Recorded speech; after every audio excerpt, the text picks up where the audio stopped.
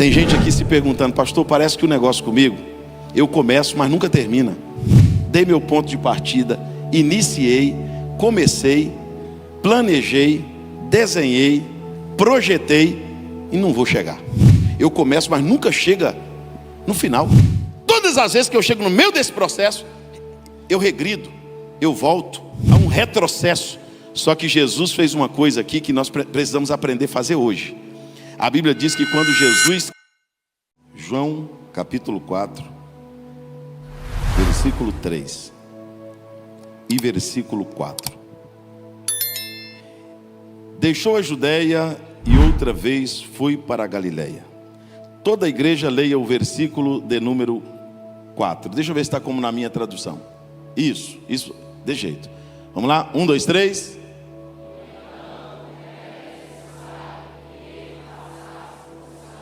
Vamos lá mais uma vez, bem forte.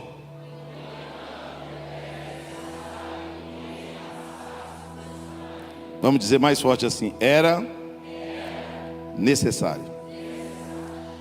Irmãos, hoje o Senhor Deus colocou uma palavra no meu coração sobre isso. Tem coisa que nós estamos passando que nós não gostaríamos de estar passando. Nós vivemos alguma coisa que nós não gostaríamos de estar vivendo. Nós estamos atravessando algumas fases da vida que nós não gostaríamos de atravessar. Mas diga para o teu irmão assim: mas era necessário. Tem coisa que muda a vida da gente. Tem acontecimentos que depois dele nós estamos mais fortes, mais experientes, mais testados, mais fiéis, mais leais e assim por diante. Pastor João, quando eu li que Jesus saiu da Judeia, Judeia é o ponto de partida, pastor Adilto, e Galileia é o ponto de chegada. Então Jesus tem um ponto de partida e Jesus tem um ponto de chegada. Você não pode ficar na Judeia o tempo inteiro ou a vida inteira calculando sair de lá.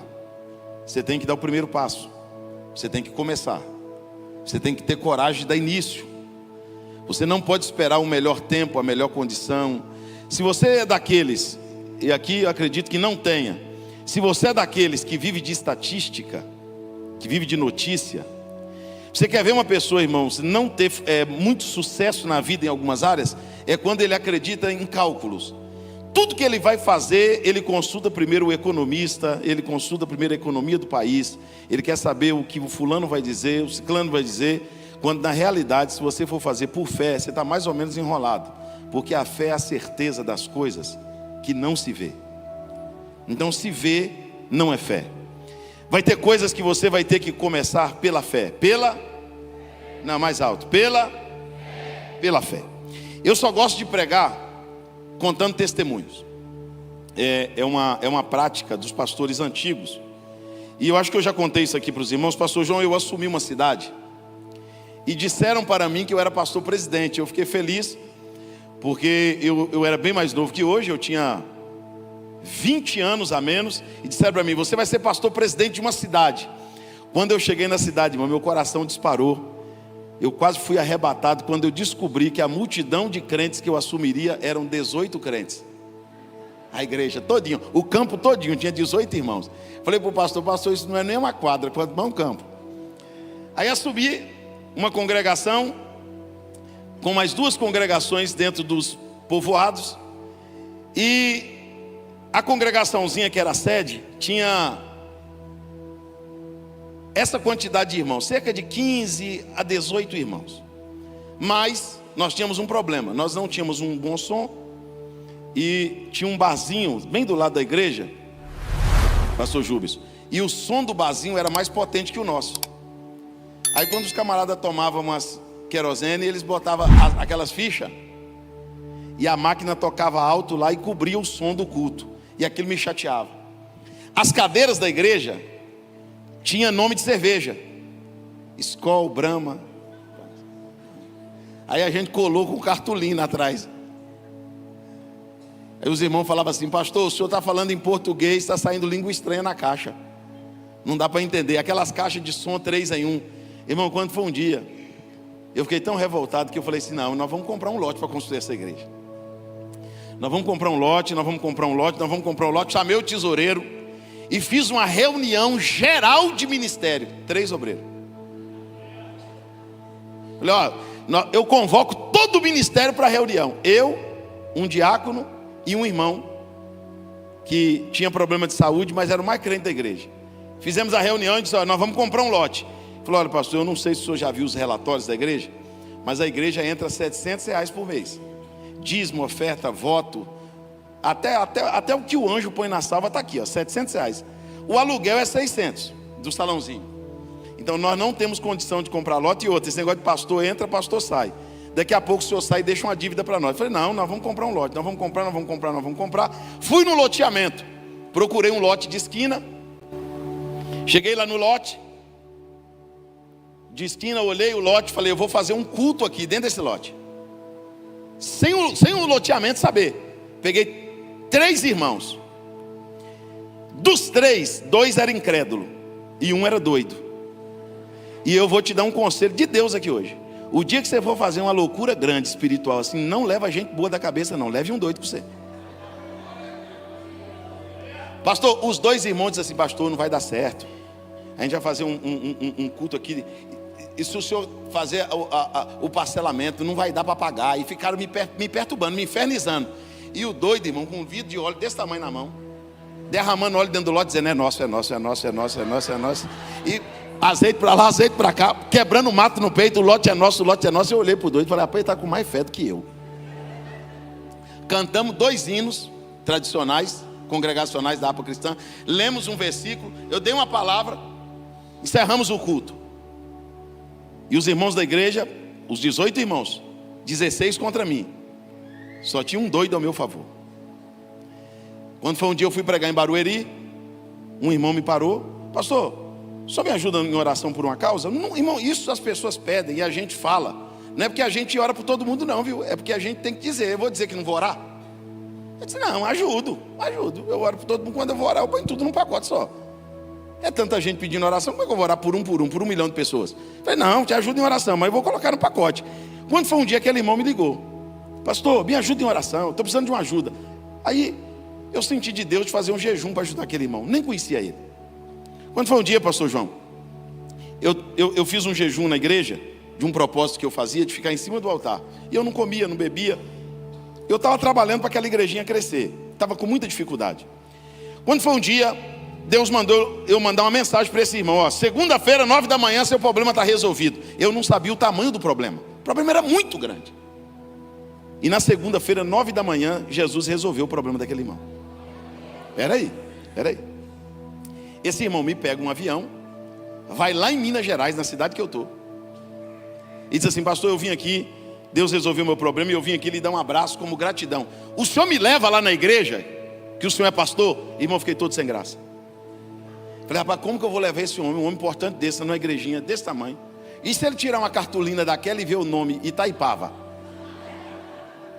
Aí ele foi, chegou lá, olhou para o salãozinho assim e disse, rapaz, fraquinho, né, pastor, fraquinho. Falei, não, irmão, para ficar fraco ainda tem que ficar forte. Tá fraco mesmo. Aí ele olhou para mim e disse para mim assim, o senhor já teve fé para procurar um terreno?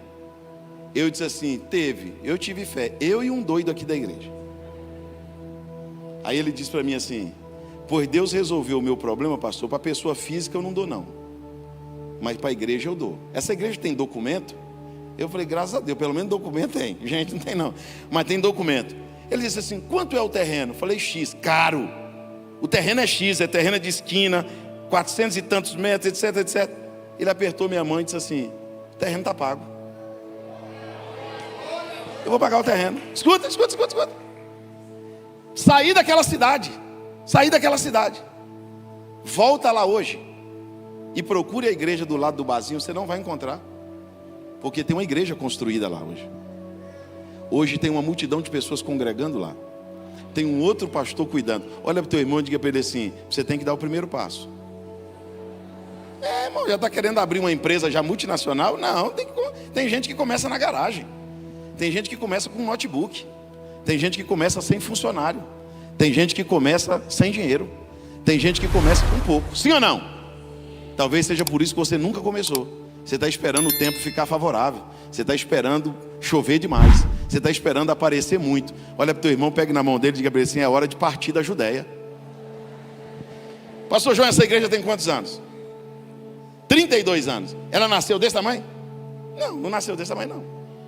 Chega numa multinacional aí e pergunta: olha, como que essa empresa nasceu? Chega para o dono do maior mercado aqui dessa cidade e pergunta para ele: como que nasceu esse mercado? Irmão, ninguém começa assim não. Os maiores fazendeiros começaram comprando 1 boi, 2 boi, 3 boi. É assim.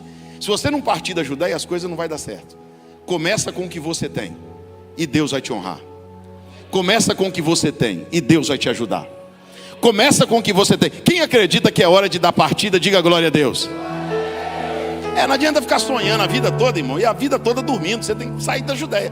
Jesus sai da Judéia para ir para Galiléia. Jesus tem um objetivo. Jesus tem um alvo. Jesus tem um destino. Jesus sabe para onde ele quer ir e onde ele quer chegar. Ele sabe onde ele quer chegar.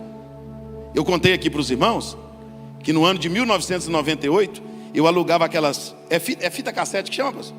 Aquelas fitonas grandonas assim, que alugava na locadora. Eu alugava uma fitona assim, ó. E o único pregador que tinha mensagem gravada, crente, pastor, era o pastor Silas Malafaia. Tinha um cabelo partido de lado, bigodão desse tamanho. E eu pegava e ia assistir na casa do irmão, porque na minha casa não tinha videocassete. Aí tinha hora que o irmão me recebia bem, tinha hora que me recebia mal. Mas é porque eu perturbava também, eu queria todo dia assistir uma mensagem. Quando foi um dia, uns irmãos da igreja chegou e disse assim: ô Moisés, por que você fica assistindo? Eu falei: não, porque um dia eu vou pregar na igreja dele. Ele falou: você ficou doido, rapaz? Você não tem onde cair morto. Você é filho de um bêbado. Você mora na pior cidade desse estado. Você está achando que um dia vai conhecer esse homem? Esse homem faz até programa na televisão. Depois não faz agora não. Chega na tua casa, coloca assim: pastor Moisés Leopoldino pregando na igreja do pastor Silas Malafaia. E tente contar quantas vezes eu já preguei lá. Às vezes quando eu estou sentado aqui, ele está sentado lá e ele me chama pelo nome, e a gente tomando um café, eu digo: Jesus, eu dei um ponto de partida em 1998, cheguei, consegui. Aquilo não era loucura da minha cabeça, não era um delírio. Deixa eu te dizer uma coisa: sabe por que você não saiu do lugar ainda? Porque talvez você está cercado de gente incrédula e pessimista, que não deixa você dar o primeiro passo. Não olha para o teu sobrenome, quanto você ganha, de que família você veio, se você é de família rica, se você é de família pobre, famosa ou anônima. Deus está dizendo: se você der o primeiro passo, eu vou te ajudar. Levanta comigo as duas mãos aos céus. Pega a mão desse irmão que está do teu lado, que eu sei quando é profecia, e o que eu estou dizendo é profecia. Deus está dizendo para alguém aqui essa noite: dê o primeiro passo. Comece, dê a arrancada, dê o ponto de partida, porque eu vou lhe ajudar neste negócio e o meu nome será glorificado na tua vida. Tem alguém que crê nesta palavra? Diga glória a Deus.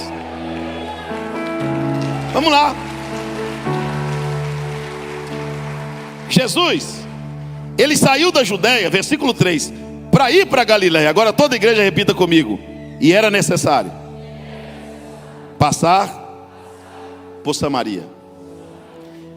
Se você for procurar o sentido original disso aqui, não era necessário por causa da samaritana, não. A samaritana está no plano, mas era necessário por causa da geografia. Por causa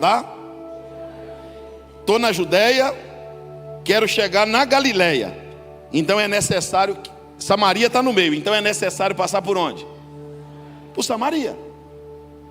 Você sabe qual é o problema da maioria das pessoas, irmão? Eles querem sair da Judéia e chegar direto na Galiléia. Eles não querem passar por Samaria. As pessoas estão querendo, eu não sei se você já percebeu, mas a nossa geração está querendo cair de paraquedas. Eles estão imediatistas, querendo que as coisas aconteçam de hoje para amanhã. Eles estão querendo que as coisas aconteçam de um dia para o outro. As pessoas não estão querendo mais passar por um processo entre a partida e a chegada. As pessoas não estão querendo mais passar por o tempo. Ninguém mais quer respeitar o tempo. É hoje, é agora. Por que as pregações que fazem sucesso são essas? É hoje, é agora, virou, receba, a porta, abriu. A maioria das vezes, 99% das vezes é mentira. Mas você mesmo assim fica feliz ouvindo. Por quê? Porque você não quer ouvir que é amanhã. Você não quer ouvir que é 2027. Você quer ouvir que é hoje. Mas diga para o teu irmão: é necessário passar por Samaria. Quem chega na Galiléia, pastor Adilson Salles, sem passar por Samaria, chega sem currículo, chega sem histórico, chega sem processo. Então você tem que ter um caminho percorrido Você tem que ter uma história para contar. Teu pai tem, teu avô tem, você também tem que ter. Você tem que ter uma história para contar. Aí quando Jesus sai da Galileia para passar pela... Ele tem que passar por Samaria. E quando ele chega em Samaria, ele chega numa cidade chamada Sicar, que está junto da herdade que Jacó tinha dado ao seu filho José. E estava ali. Estou chegando lá, diga comigo toda a igreja. E estava ali.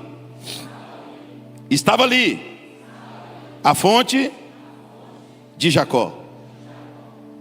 Olha o que o texto diz. Estava ali a fonte de Jacó.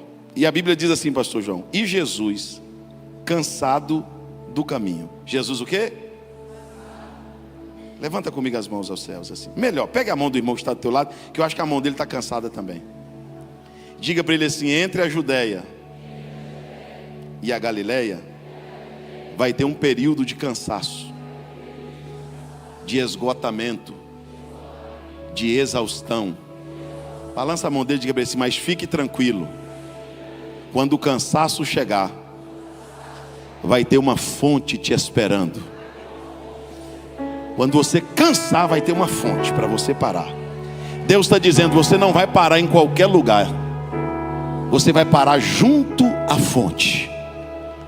Quando Jesus está cansado, cansado do caminho, ele não cansou no caminho, ele cansou do caminho. E cansado do caminho.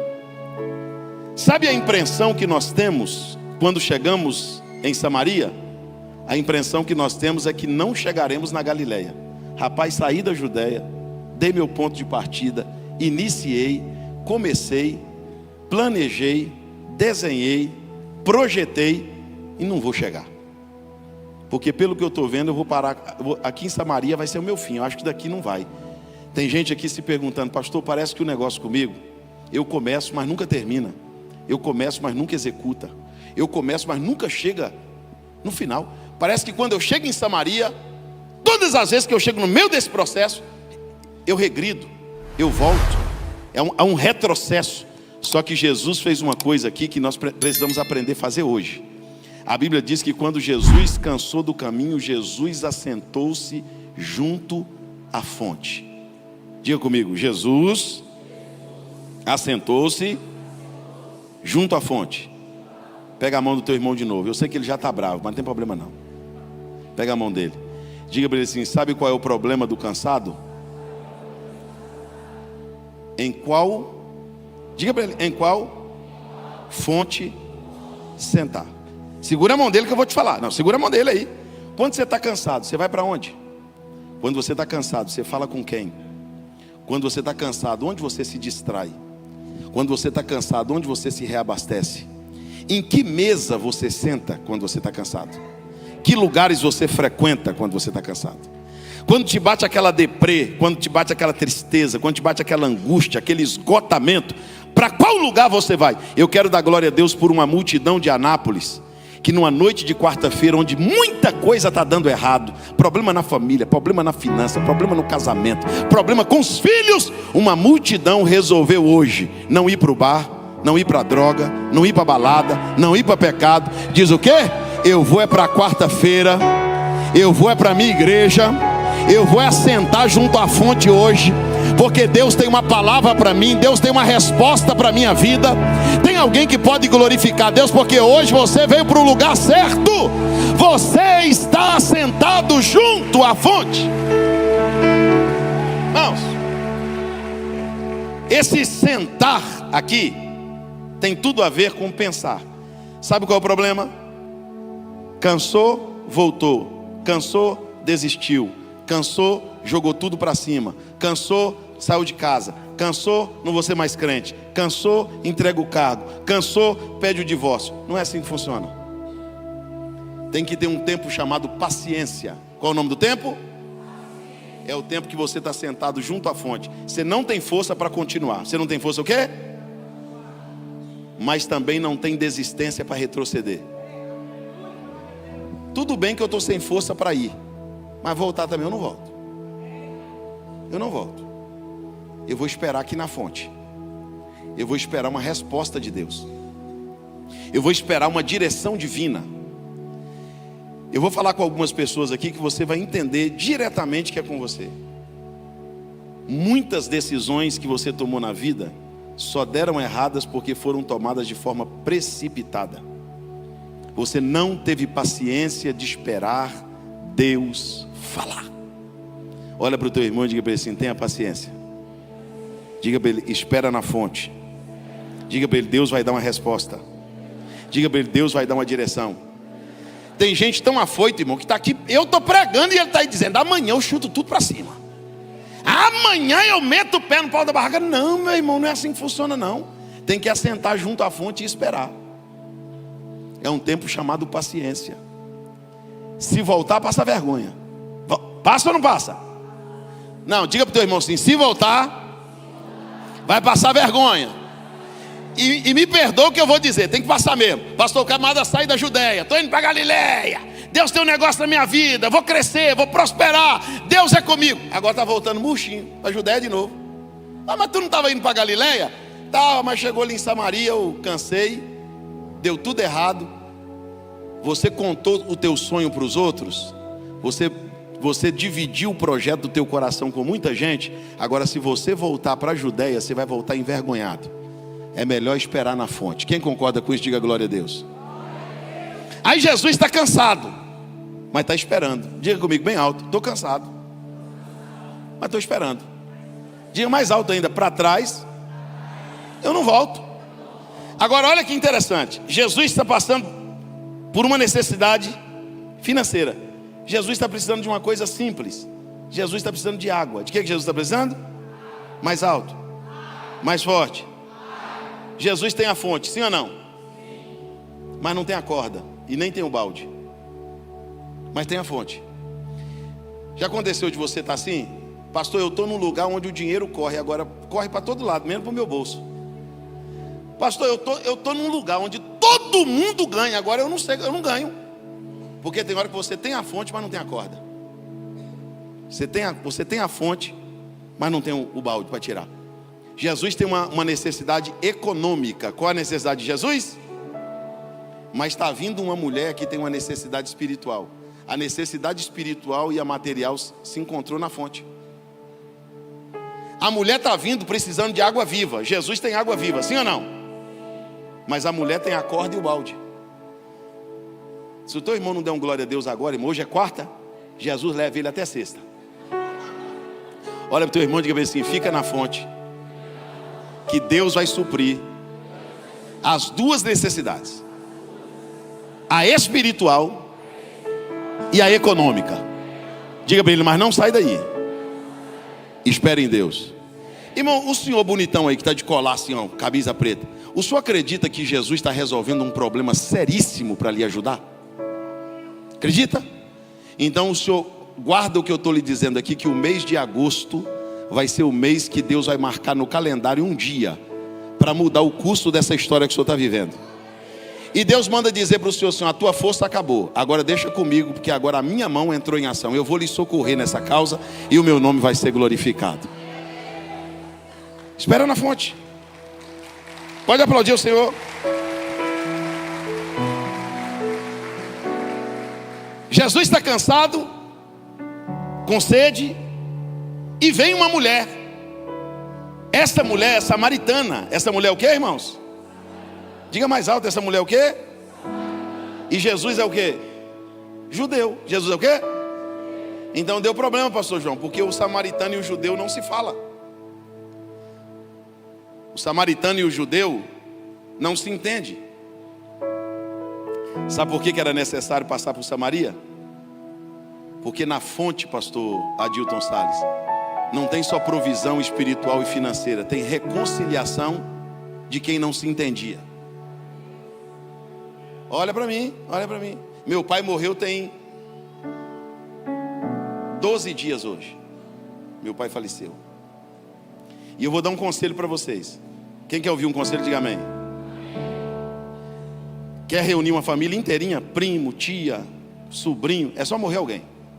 Porque nas festas a gente não consegue reunir. Se a gente fizer uma festa em casa, a gente não consegue reunir a família. Agora quando morre alguém, a gente consegue ver todo mundo. Rapaz, quanto tempo que eu não te vejo? Porque no lugar de ver gente que sumiu é em velório. A gente não se reúne mais para celebrar. A gente geralmente aparece todo mundo no velório. Lá no velório do meu pai, apareceu parente que eu não via há anos e anos e anos, apareceram lá. Escute isso aqui. E a minha mãe e uma tia minha não se entendia. E fazia alguns anos que elas não se falavam. Mas meu pai morreu. A minha tia tem que vir porque é irmã do meu pai, pastora. A minha mãe tem que ir porque é mulher do meu pai. E aí ficou uma desse lado do caixão e a outra do outro. E meu pai no meio. Sabe o que aconteceu? Elas deram a volta no caixão, se abraçaram, choraram, pediram perdão. Porque aquela situação de Samaria reconciliou duas pessoas. Escute isso aqui. Tem gente, irmão, que enquanto não acontece alguma coisa, a família não une. Tem família que é desunida, só vive brigando.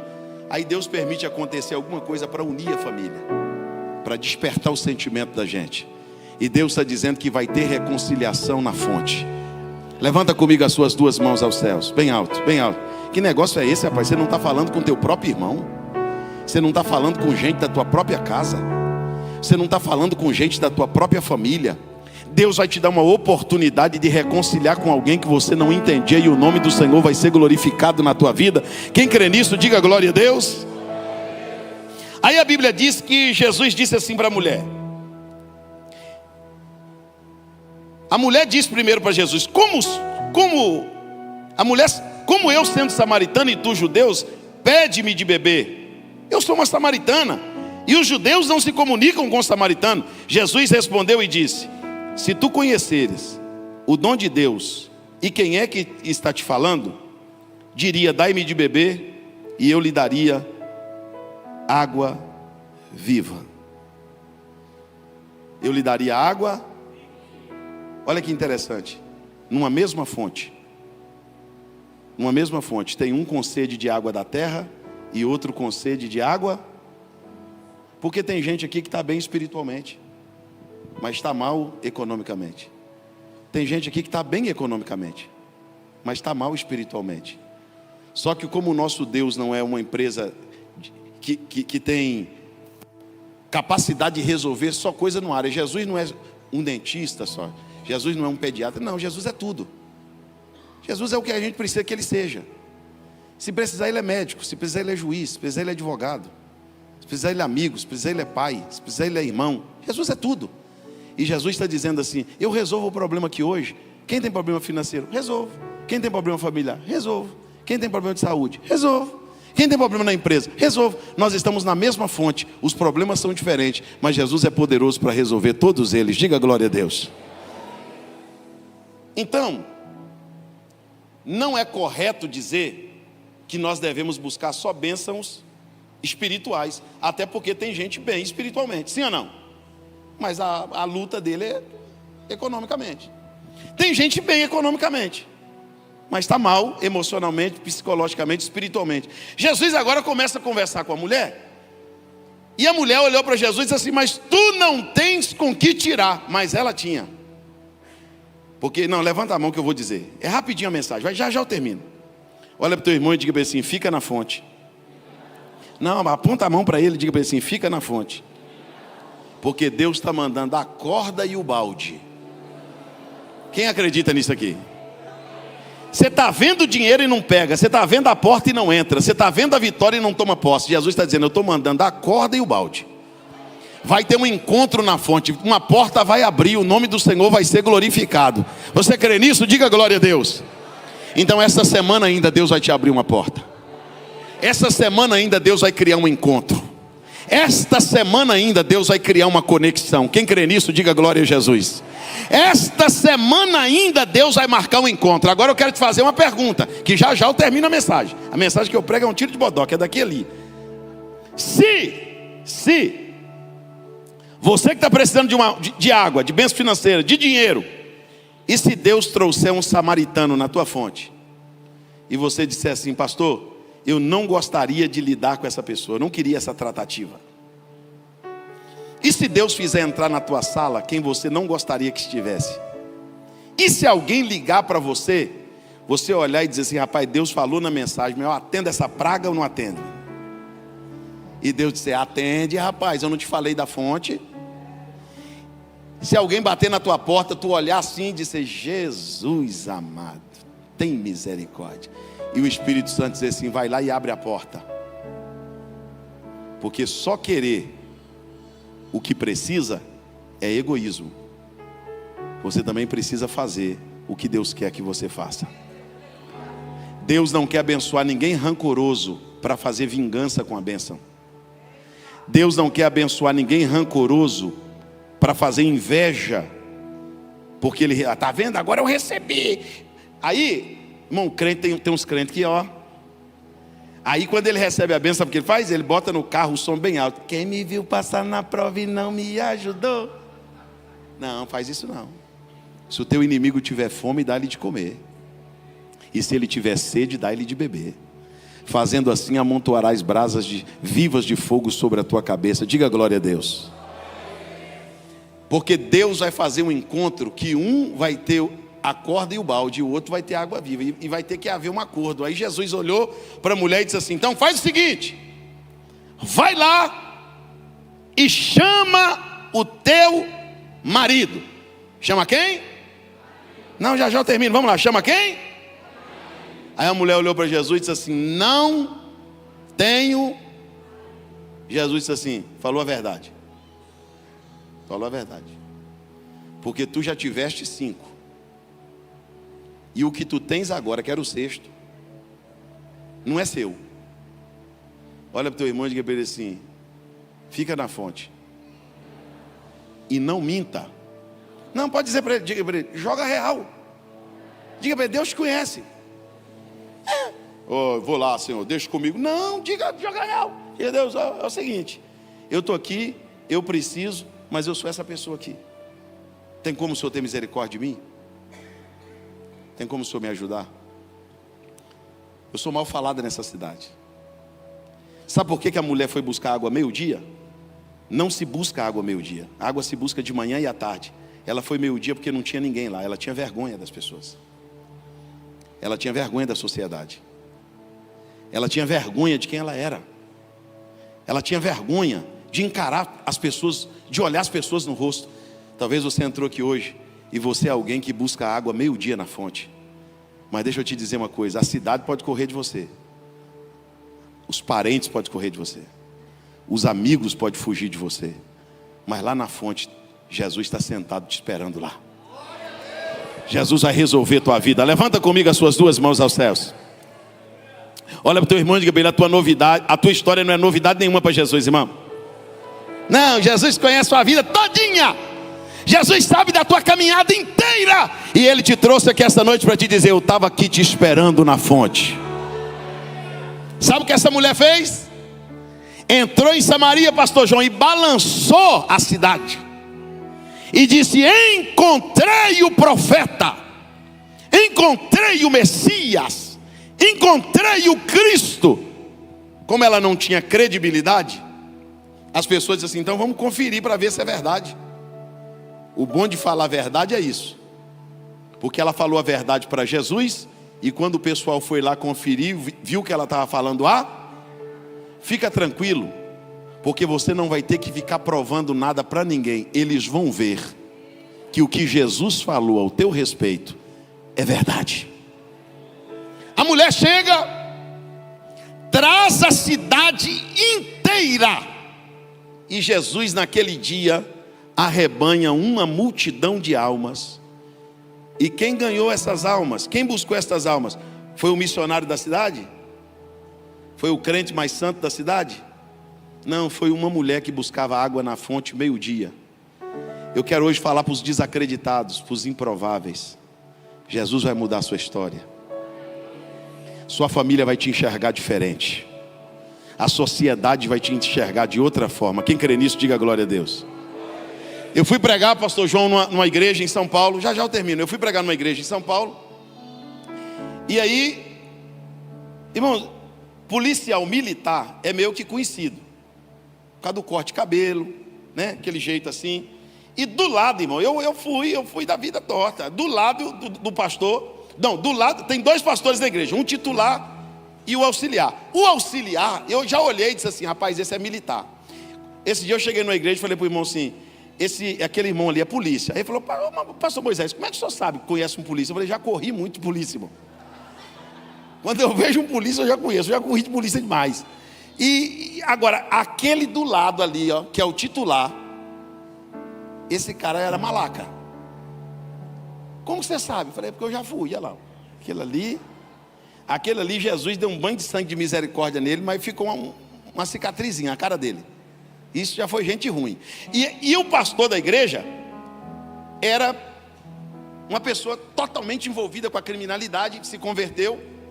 E o co-pastor dele era o policial. E na vida passada, o policial prendeu ele mais de 20 vezes. E agora os dois congregam na mesma igreja, e o ex-bandido é o pastor do polícia. Eita, angu de caroço, irmão. Olha para o teu irmão e diga para ele assim: Deus vai mudar a tua vida, que as pessoas vão te enxergar de outra forma. Você imagina, pastor, um dia o policial correndo atrás do cara com um revólver para matar. Agora tem que levar um copo de água e dizer: toma uma água, meu pastor. Escute isso. Fica na fonte. Não deixa Jesus não. Não abandone a fé não. Deus vai resolver os problemas espirituais, materiais, familiares. O segredo da fé não está na perfeição, está na perseverança. Quem concorda com isso, diga glória a Deus. Então fica de pé comigo, por favor. Fica de pé comigo. Você consegue dizer para 3 irmãos assim: não saia da fonte. Não saia da fonte. Aí os discípulos voltou de Jesus: o povo vai falar mal do Senhor. O Senhor está falando que essa mulher vai pegar mal.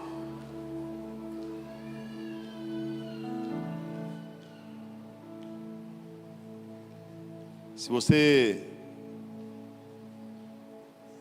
é como essa samaritana que tem que buscar água na fonte meio-dia, se você está tendo dificuldade de encarar os seus filhos no olho, sua esposa,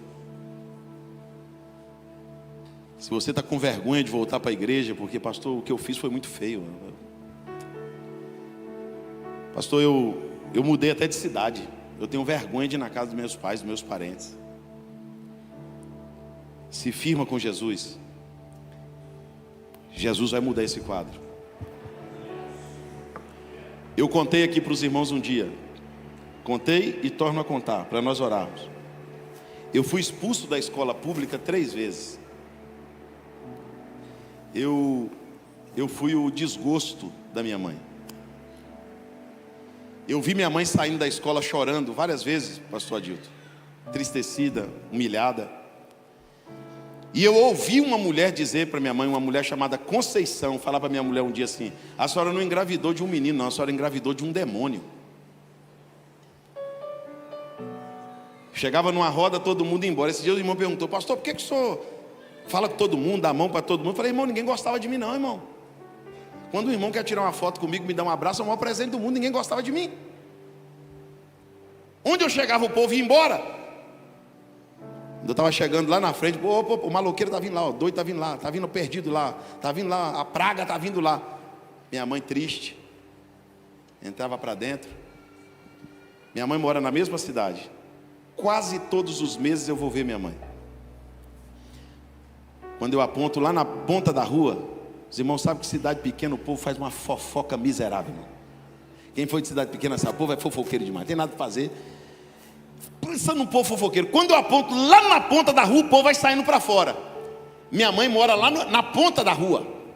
Aí os que vão saindo lá, porque eu entro por lá, minha mãe mora lá.